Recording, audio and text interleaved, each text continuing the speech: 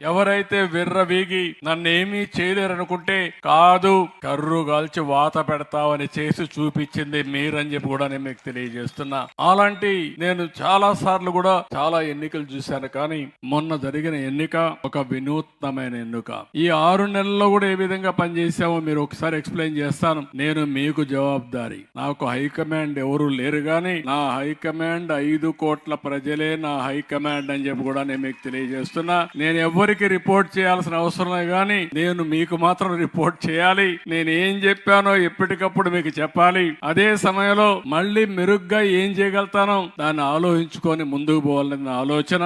అందుకే మొట్టమొదటిసారిగా రాష్ట్రంలో ఉండే 5 కోట్ల ప్రజలందరికీ, ప్రపంచంలో ఉండే తెలుగు వారందరికీ హ్యాపీ న్యూ ఇయర్, నూతన సంవత్సర శుభాకాంక్షలు. పాతవన్నీ కూడా మర్చిపోదాం, కానీ అప్పుడప్పుడు గుర్తు పెట్టుకుందాం. ఓసారి చరిత్ర మరిచిపోతే